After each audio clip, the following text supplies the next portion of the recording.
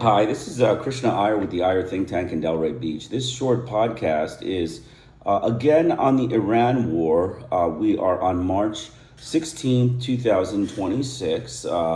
This is day 18 of day 17 of the Iran war. And we have a few articles to discuss. The first is actually a article from the Daily Beast. It says that I know why Trump and his goons are toast. The president's war could sink his chances in November, one political strategist warned. Um, so basically, in summary, this is a war. Donald Trump's war on Iran could deliver the lethal blow that sinks Republicans in the midterm. A political strategist warned. Steve Schmidt, co-founder of the Lincoln Project and the Save America movement, cautioned that the tidal wave of epic proportions is coming for the president's party on the Daily Beast podcast. We're not winning this war, Schmidt told host Joanna Coles, and that is unpardonable in the United States. Top intelligence officials have repeatedly told the president, 79, that the Iranian regime shows no signs of backing down following Trump's surprise attacks on the country in coordination with Israel on February 28th. Despite that, the president has publicly declared victory in the war he started, while also flip-flopping with it on its length and outcome. As of publication, at least 13 American service members have been killed and 140 others injured. Schmidt, a former advisor to George Bush, said Trump's indecisiveness portrays a weakness that could be the final blow to Republicans in November. Before the war started, the midterms were already a political disaster of immense dimensions. Immense dimensions for MAGA and for Trump, Schmidt said. They're going to lose the House majority. They're likely going to lose the Senate majority. They're going to lose the governor's races. They're going to lose up and down the ballot all over the country. Since Trump regained power, Democrats have flipped 28 traditionally safe Republican state legislative seats across the country since November 2024, according to Democratic Legislative Campaign Committee. Republicans have flipped none. There are a lot of Democrat candidates and a lot of places who are going to win, and that's before the war, Schmidt said. You can tell through the collapse of his polling numbers and their further deterioration and the spill within the MAGA party on this line that this is terrible for Trump. The polls have shown widespread rejection of Trump's war in Iran among the American public. Notably, even members of Trump's own party don't seem wholly behind him. CNN polls found that nearly a fifth, or 19%, of Republican respondents said the conflict would make the U.S. less safe. Right-wing leaders and influencers, including Tucker Carlson, Megyn Kelly, and Joe Rogan, have condemned the conflict and questioned the motives. It just seems so insane based on what he ran on, Joe Rogan said in his podcast, which averages a reported 11 million views per episode. He ran on no more wars, and these stupid, senseless wars. And then we have one that we can't even really clearly define why he did it, the podcaster said. Schmidt also pointed to the mounting failures in the war over the week's span. Military analysts have reportedly found that the U.S. has behind a strike on a primary school in Iran that officials said killed 168 people, including 110 children, amounting to the most catastrophic military error in decades. Actually, that's 150 children that were killed in that strike, so that's a misprint, but that is correct. The war is a disaster, Schmidt said. We talked about some of the moral dimensions of it, some of the mistakes, if you want to call them that have been made, the obliteration of young schoolgirls in it.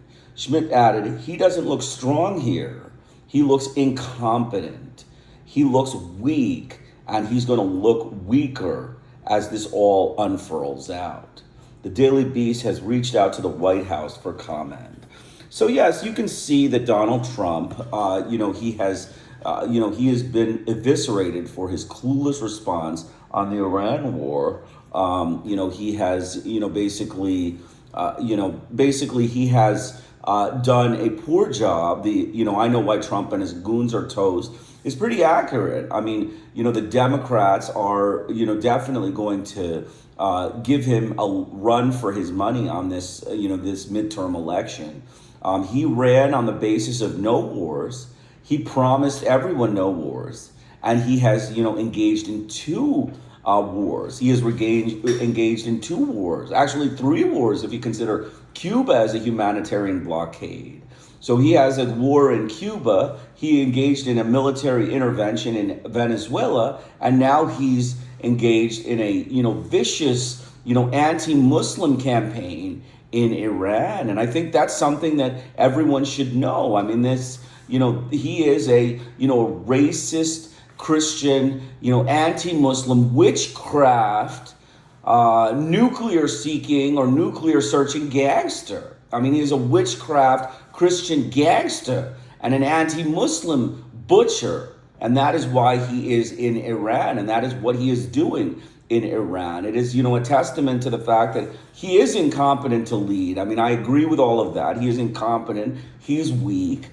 He has not ever served in the military, and he's acting as if, he's a big man. He's a big shot. And that's, a poor, it's really just, a self-proclaimed bombast. And we all know that Donald Trump is a self-proclaimed bombast. He just looks at himself and thinks that, he can handle, anything. He can, be a neurosurgeon if he wanted. He could, do neurosurgery on a VIP, from England. That is his attitude. That is his way. He thinks that he can do anything, in the world. And he is just an incompetent, racist, Christian, ignorant gangster. And he has showed his, huge gaps in knowledge and his huge inexperience in military intervention with this war in Iran. It is, good for the Democrats, certainly, because he has showed such a huge gap in the ability to, properly and, with, a normal appearance handle this war in Iran. He has, fumbled like a inexperienced amateur in this war in Iran. And that is why he goes down as, just an anti-Muslim butcher. He just wants to slaughter Muslims. That's his goal. Oil prices have tumbled. He's sitting here, wanting to slaughter Muslims. That's the only goal we have in this war. I mean, it didn't, help any economical things. It has dropped oil prices. He is now, why did we go to this war? Well, right now, as it stands, we went because we wanted to slaughter Muslims, because the economy is tanking. The oil prices are up, inflation is up, and there's no real end game in this war. And he's the one responsible for it. So he is, certainly displaying an incompetent amateur type appearance in this war. And, that is what he goes down as. He is, an anti-Muslim butcher, a racist Christian witchcraft, nuclear hunting, anti-Muslim butcher, and an inexperienced amateur who has no end in sight and has no, experience in wars, and is showing it, with beauty here for the Democrats. So there's a second article I'm going to talk about. Trump was eviscerated for a clueless response on the Iran war. He's just stupid. This is from AL. President Donald Trump raised eyebrows on social media after he gave a contradictory response to a reporter asking whether the conflict with Iran is ending. Trump was challenged Monday on saying that the war was very complete, with Defense Secretary Pete Hegseth claiming the country operations were just beginning. Asked which assessment was accurate, Trump said, "I think you could say both."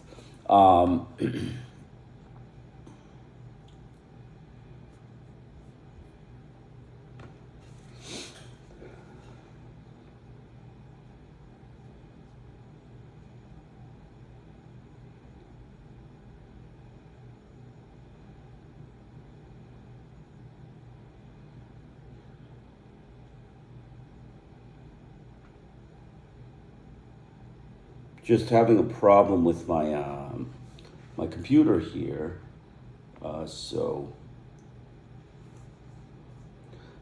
yes, actually, this article is a truncated one, and so this one, this one is, that's pretty much it. He's hedging, and he has, on multiple occasions, he has stated that he's ending this war, and then he says he's, going to go forward. He's ending this war. He has more plans. He's ending this war, and then he has, additional things he's going to do. Now, the Strait of Hormuz is not open, so he's ending this war, and he's, going to try to open the Strait of Hormuz. He's begging his allies, and he's, actually, he's not begging his allies. He's threatening NATO.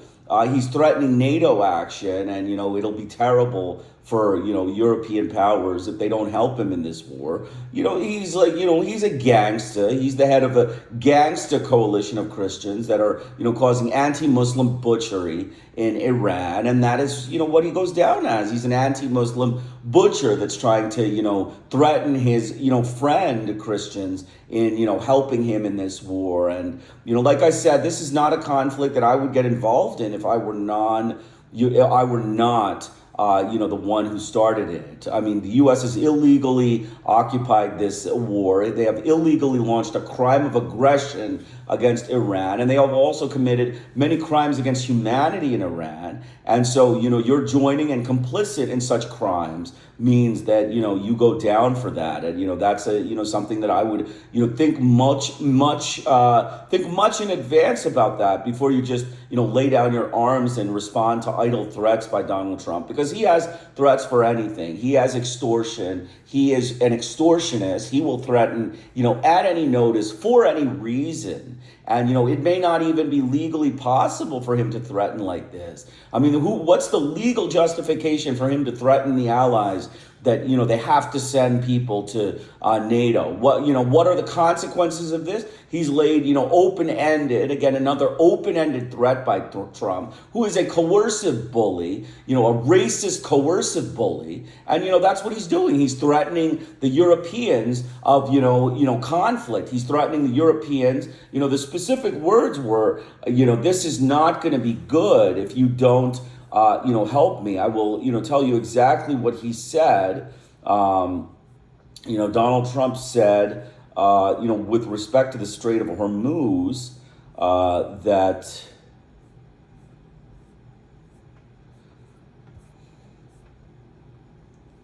with respect to the Strait of Hormuz, it'll be bad.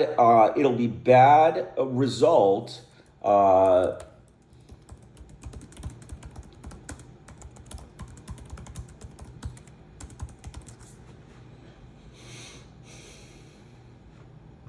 His statement was specifically, all right, it will be very bad for the future of the Allies if they do not send warships to help end the Iranian blockade of the crucial Strait of Hormuz shipping route. With oil prices climbing and fears mounting in the long-term economic fallout, Trump has threatened to delay his China summit if President Xi Jinping doesn't help. Obviously, this is, a problematic situation. I mean, first of all, what is the threat? Very bad. That's an open-ended threat. He does this all the time. He is a coercive bully. I mean, if you don't, he did this war. He's the big general of the U.S. Army. He's the big commander-in-chief of the U.S. Army. He needs to get himself out of this mess. I mean, he needs to force, he needs to show his ability to get out of this mess. He is not to force his allies, with NATO and his,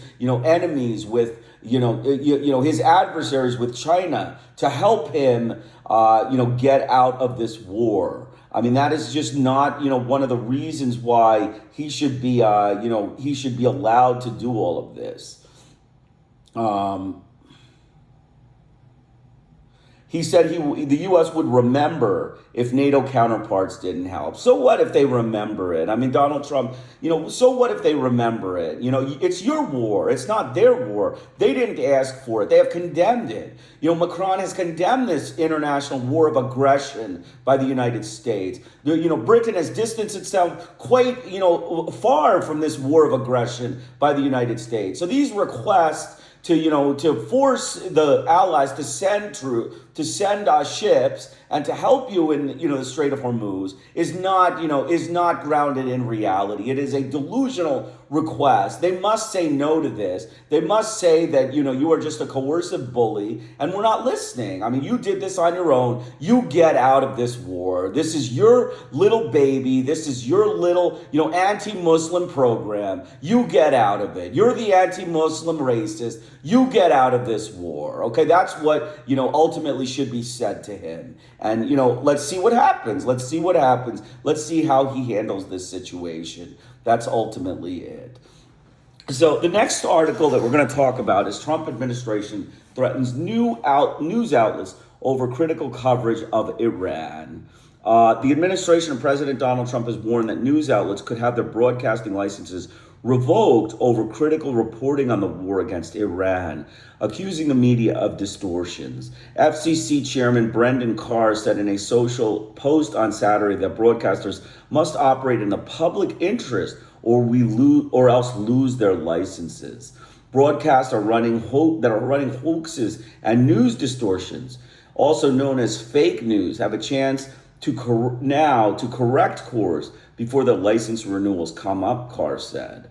The warning was the latest apparent threat by Carr, who has repeatedly attracted scrutiny for statements that appear to pressure broadcasters to conform with Trump priorities. Last year, for instance, Carr called on channel ABC and its distributors to find ways to change conduct, to take action on comedian Jimmy Kimmel, whose late night show had been critical of the president. We can do this easy or we can do this the hard way, Carr said of Kimmel on a podcast. ABC temporarily suspended Kimmel's show in the aftermath of those comments. Carr's latest statement prompted swift condemnation from politicians and free speech advocates who likened his remarks to censorship. This is a clear directive to provide positive war coverages, or else the licenses may not be renewed, Senator Brian Schatz of Hawaii wrote. This is worse than the comedian stuff, and by a lot. The stakes are much higher. He's not talking about late night shows. He's talking about how the war is covered.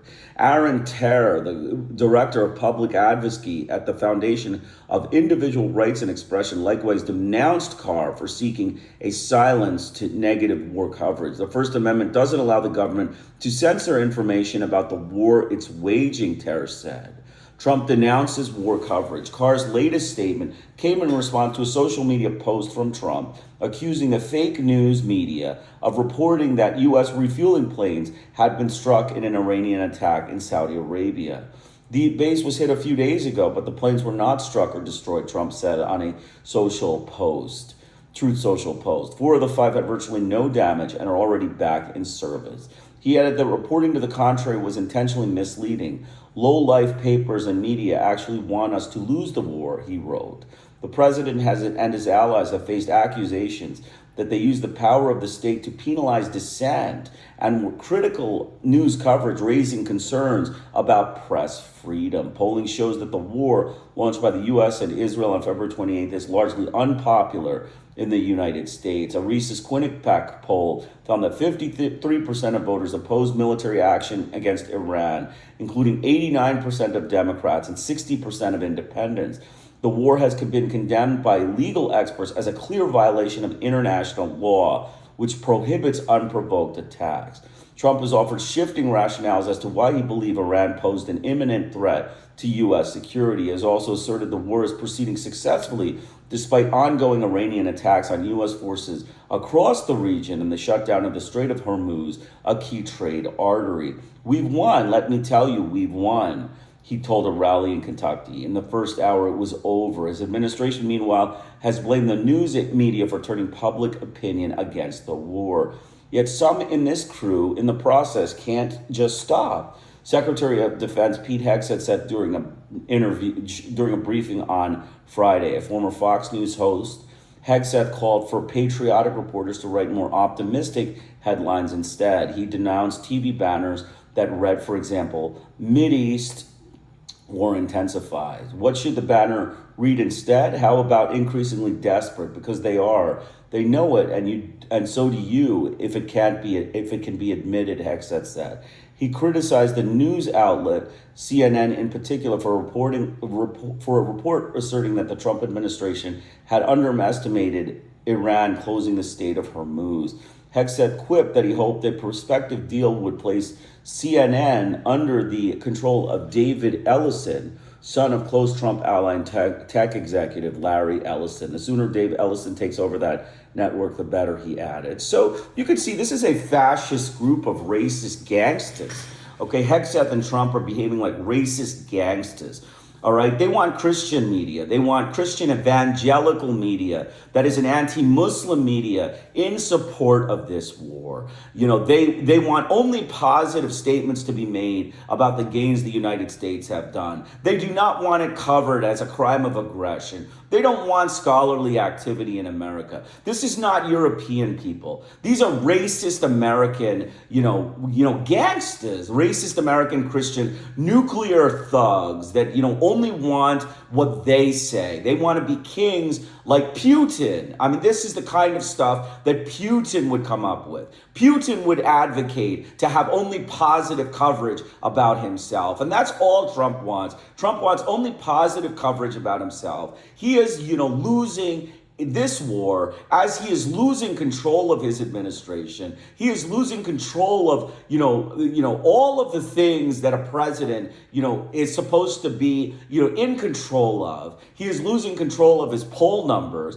His poll numbers have, plummeted. And now he's blaming the media for all of this stuff, for his shortcomings, for his inability to fight a war, for his inability to manage a war, or for his inability to get help if he can't manage a war. Before this war started, Donald Trump should have sought assistance from people. He failed. Before this war started, he should have been much more careful about, going into a military adventure. He failed. And now he's blaming the news outlets for reporting what they report. So, whether Donald Trump censors the U.S. media, we're not really fans of the U.S. media. To be frank, I don't really respect the U.S. media. They're hypocrites. They only speak positive about the administration. But, there's, some amount of, when there's, complete negativity, then they start speaking negative. But for the most part, they're pro-Trump. I mean, the U.S. media is pro-Trump. So for him to come down on them and to be more pro-Trump means that we're going to just have to look at other medias. There's plenty of other media out there. There are medias that are independent that do not require U.S. licenses. They are, all over the place. There's, Al Jazeera News. There's, Dubai News. There's all sorts of British papers that, cover this conflict without needing U.S. licenses or U.S. coddling to, get the job done. CNN, ABC, these puppets of the United States, if their licenses are revoked, it's not going to really affect the coverage on the war. However, I think Donald Trump is breaking international law by censoring the press. I really do. I think he's, committing a crime against, people by, censoring the press. He's, he's just basically censoring. He's committing censorship. He's promoting right-wing fascist viewpoints in favor, as the favor. He wants right-wing fascist viewpoints. He wants the war in Iran as positive. He's a hardliner against Muslims. He wants that in the media. He wants, he's a racist Christian, gangster on a mission for nuclear witchcraft in Iran. And he wants that on the, he wants to, say that he's a great guy and, he's doing a liberation struggle for the United States. There's a security threat by Iran. Donald Trump, explain the security threat, Mr. Trump. Explain it in a press conference. I challenge you to explain the wars, caused in a press conference. Clarify all these issues that people have with your war in Iran, because everyone has the same issue. You have no, end game, you have no rationale, and you have no reason to have done it. And so this war of choice is your own vicious anti-Muslim war, in my opinion. And that is what I think is the general opinion. It is just Donald Trump's own anti-Muslim war. So continuing on, so that's, basically, that is basically the summary of that. You have the the Trump administration denouncing the war coverage.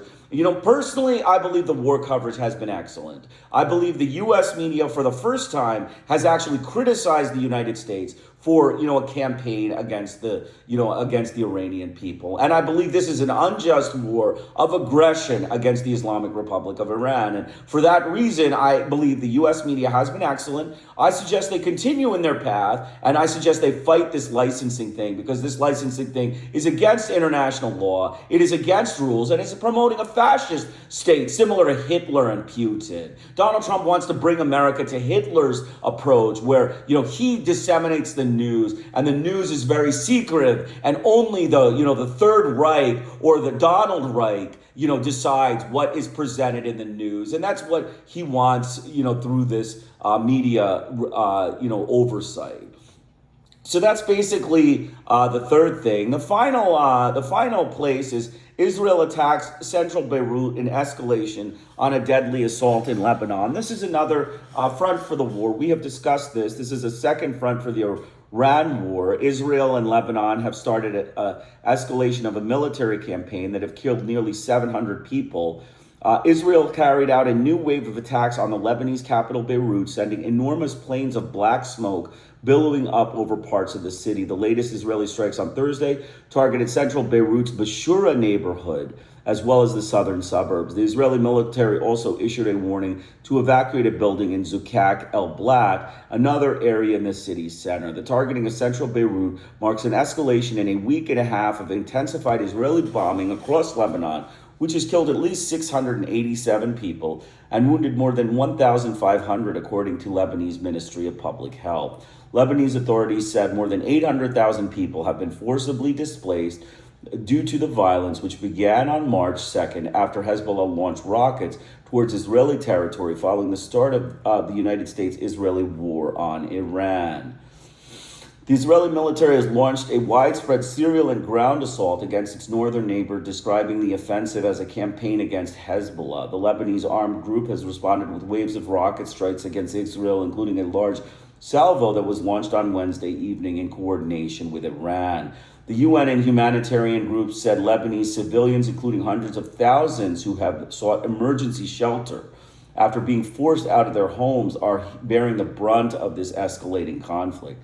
Many of those who were forced to flee southern Lebanon and Beirut, southern suburbs, an area known as Dahia, have been staying in schools turned shelters with relatives on tents along the waterfront. At least 12 people were killed in an Israeli double tap strike earlier on Thursday in the seafront area of Remlet al-Baida, where displaced families were sleeping in tents. Separately, Lebanon National News Agency also reported that an Israeli drone strike on a Lebanese university in Hadath near Beirut killed 2 academics. Al Jazeera's Bernard Smith said the country is grappling with a worsening displacement crisis, with 90% of the government shelters full. People who are in those shelters have already seen their homes blown up, particularly those from the southern suburbs and southern Lebanon, so they don't have homes to go back to, Smith said from the capital. Many people are day laborers and can't earn a salary, so people are without money, without home to go back to, and his campaign of Israel's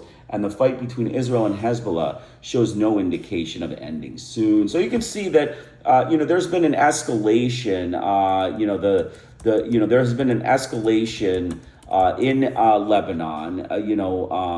Basically, the escalation is because the Israeli government, in response to a unprovoked attack by Hezbollah, has decided to wage war against Hezbollah, and civilians are being slaughtered in Beirut. It's a standard theme. This is the standard theme. The Israeli government standardly slaughters civilians in their wars, and that's the standard theme. But there's a deeper issue here, and that's something I want to bring up, and that's something I thought about, but I don't know how significant it is. But the fact that Joseph Aoun, the president of Lebanon, is against Hezbollah, and he is a Christian, makes me think he is maybe complicit in the crimes that Israel is committing against, his people there.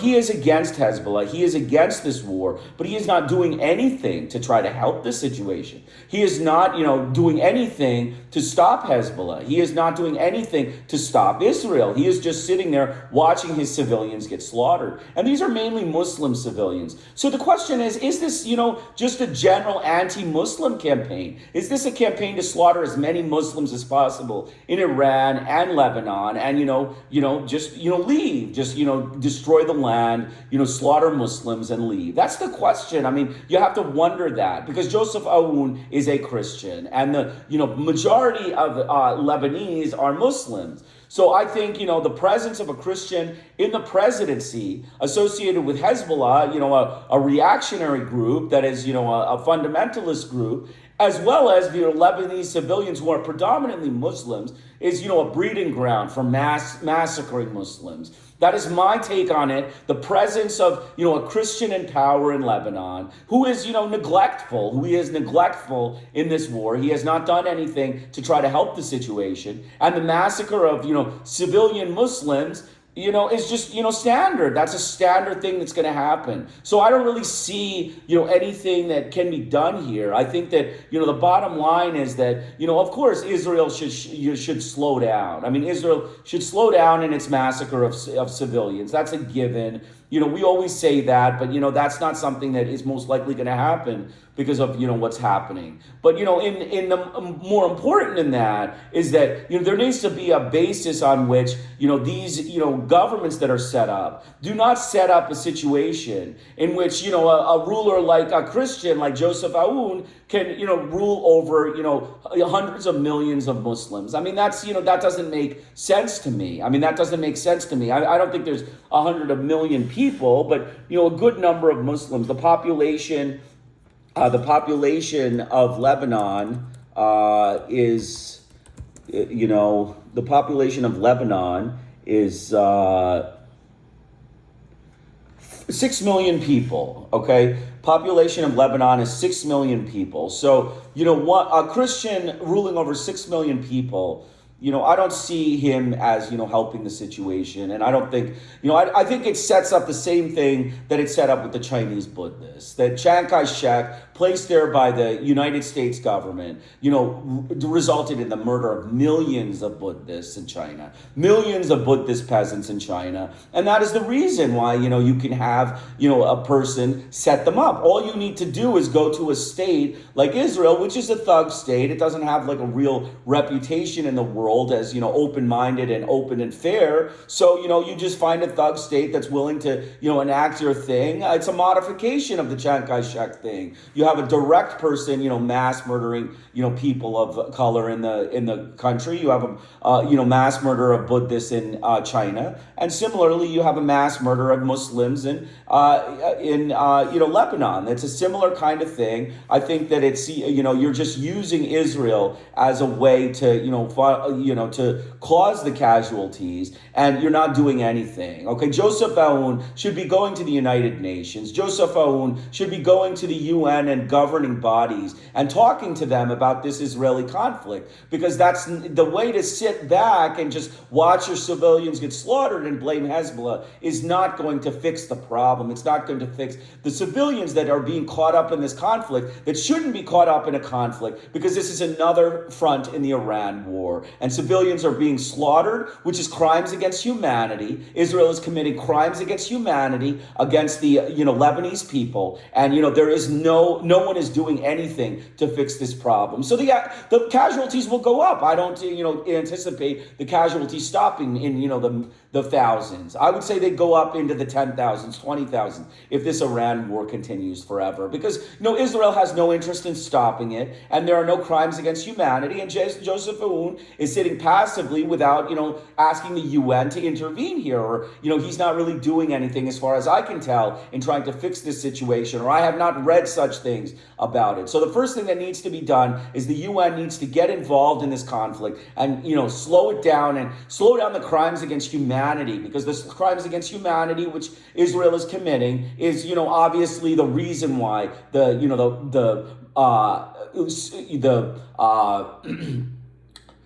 the population is being exterminated, basically. The civilians are being slaughtered because the crimes against humanity are being committed against them. And, that's, something that needs to be, fixed and looked at. So, in summary, I looked at 4 articles, 2 on Donald Trump, the most important of which is Trump, and I know why Trump and his goons are toast.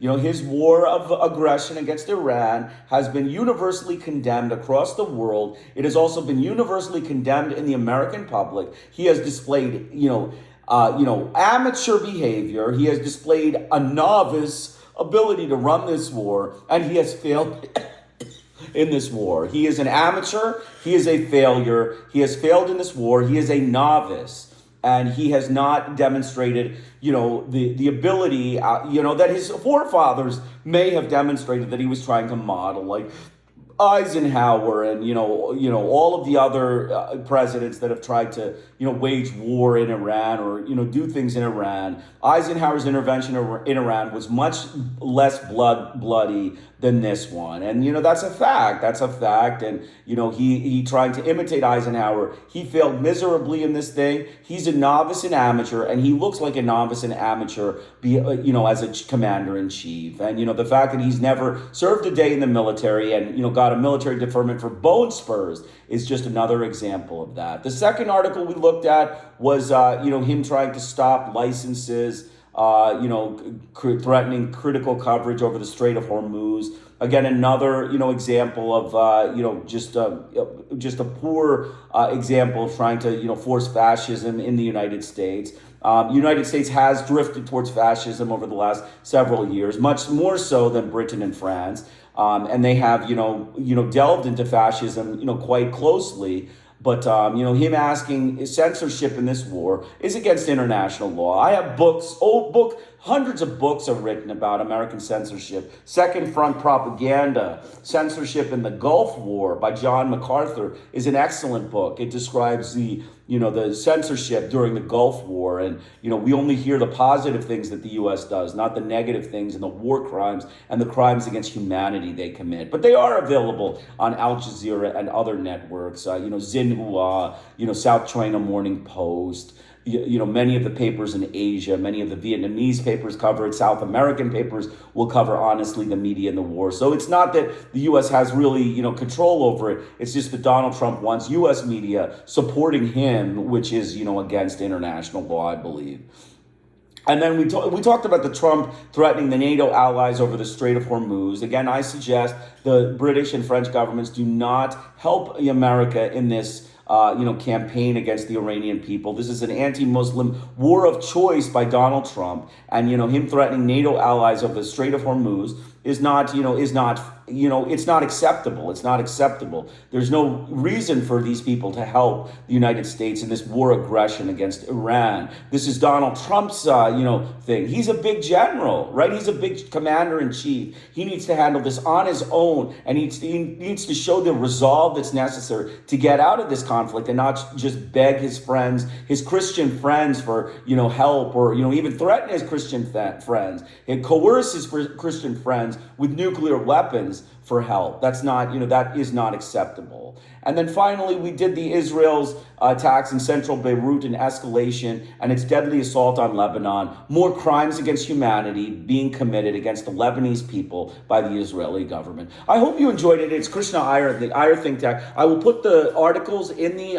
description of the podcast. I also hope you can comment on anything that you hear or, see that you don't like. I am, much up to, modifying or understanding what other people think. And so I hope that you can give me some sort of comment if you have the time and you enjoy watching it, because I do see, many people watch these podcasts, but I never get any comments. So I hope you can, give me some sort of, comments on what I say. Hope you enjoyed it. Krishna Iyer at the Iyer Think Tank in Delray Beach. Have a great day.